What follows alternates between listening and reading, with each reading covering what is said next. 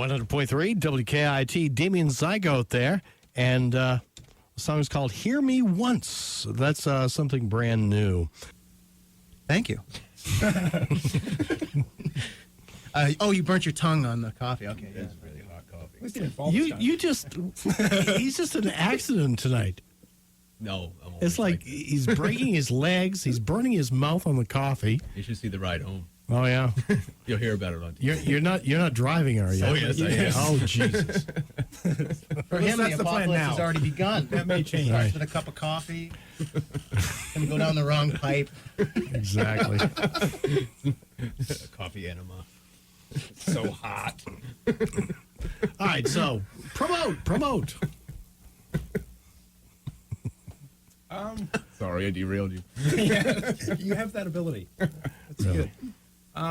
We have things to sell. This is a very strange evening. It's going to get stranger. Okay.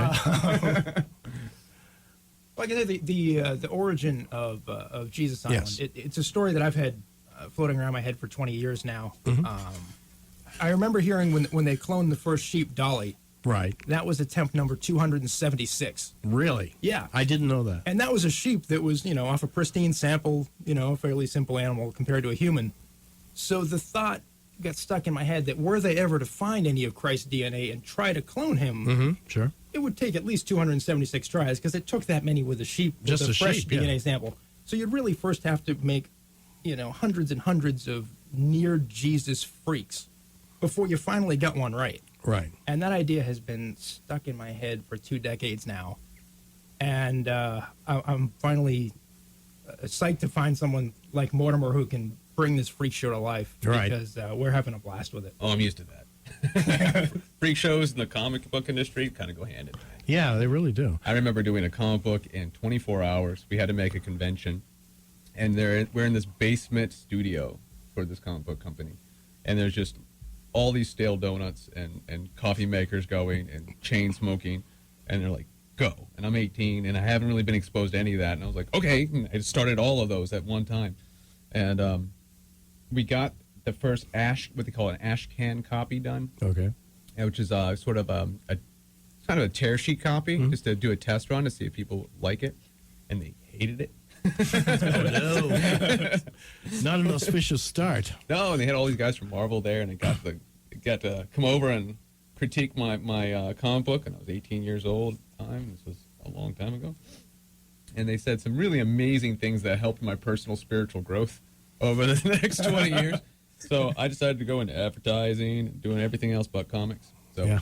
The thing is, though, we were working, we have a mutual friend of Eric Anderson who runs the Shoggoth Assembly, which is special effects here in Maine. Okay. We do a lot of horror movies. He did and the effects for prosthetics. the wrong house. Oh, okay. Amazing artist. And Eric's a good friend of mine, and I one of the senior illustrators over there, helping him just design some of the prosthetics and designs.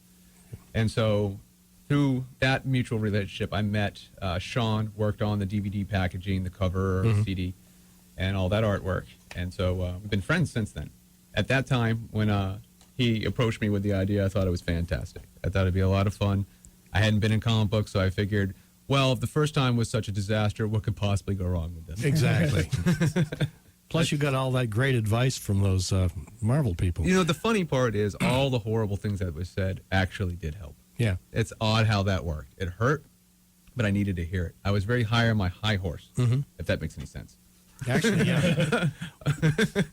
Well, I think I can relate to that because, just being in radio, the mistakes I've made and the things that I've been called on the carpet for Sure. have, made me better at what I do. So I can see what you're talking There's about. two ways you can go. Yeah. You can be devastated by it, and I had one guy tell me that I wasn't good enough to draw for an Archie comic.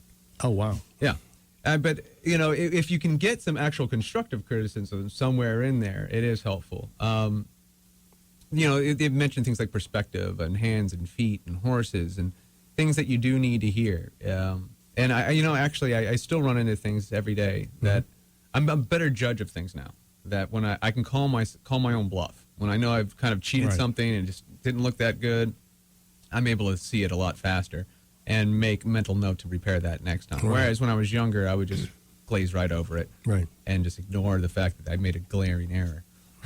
Yeah. And now I also have some really horribly honest friends Yeah. Are you guys rough on him? Not as rough as they should be. Well, that's what we have Peter Parker for. Yeah, That's kind of his job is to be the heavy. yeah, he was my friend. Not so much now. Not so much now. When I first saw the artwork, I just thought, amazing, amazing, amazing. I mean, unlike anything I've ever seen. So Yeah. Well, I think the first illustration I saw was of you on the cross and just screaming blue murder up there. What did you call that one? The Passion of the Antichrist. Oh, Passion of the Antichrist. Yeah, that's actually we do have that, don't we? Yeah, it's right down there. We actually brought you a print of that. Yes, we brought you We'll sign presents. it for you before we go. cool. Brought you some prints, some posters. Cool. Speaking of which, if you go to jesusisland.com, write us. We do have prints and posters available, and we'd be more than happy to get them out to you. All you have to do is help get the word out. All right. Now you had an idea for another giveaway That's right. that we're going to. I'm going to play the other of Damien's new tunes, which is called Ego Fix, and we're going to. Why don't you? Well, if you would like to see yourself as a horribly mutated monstrosity, I'd be more than happy to do so for free. You just need to call into the station. We'll let the brother here decide what number that's going to be. And that lucky viewer just needs to shoot us a picture and an email, and I will go ahead and put you up on the website as one of our delicious mutants. All right. Well, since we're dealing with Antichrist, and so I think 6 would be an appropriate number. don't you? Absolutely. Absolutely. So 800. Would you like to be mutant. A mutant. Would you like to be a mutant? Would you like to be illustrated by Mortimer? Would you Glenn? like to see what you look like after the apocalypse? Yes. Would you like that? It's kind of hard to view it yourself when you're dead. I'm And if looking you for. go to jesusisland.com, you can see a bunch of examples of the other fans we've already turned into mutants. Right. And I think I'm going to be very shortly my Facebook. You know, update it. Yeah, we're going to update it. That's- We made you so pretty. oh my God! Now, what I want to know is how many of your family members are going to buy you a nose hair trimmer for Christmas? Yeah, I know. Based on that picture alone. Based on that picture, I mean, really? I mean, you look great now. That's like from 20 years from now. You're going to be able to braid those. Oh, I know. It's amazing. How did you just say? Okay, It was the last this- one. It was this the last guy's- bit, and I signed my name, and I had some more white left, and I Right, decided, sure. well, I'm not going to waste it. right? Because I'm thinking, Sean is, his head is all distorted. You got people all with their faces all stapled together. Yep. What do I get? Nose hair. What's more frightening than that? But you could, you could make a lasso out of this stuff. Maybe that'll be my power. There you go. Lassoing with my nose hair. Prehensile nose hair. Prehensile nose hair. Wow. All right.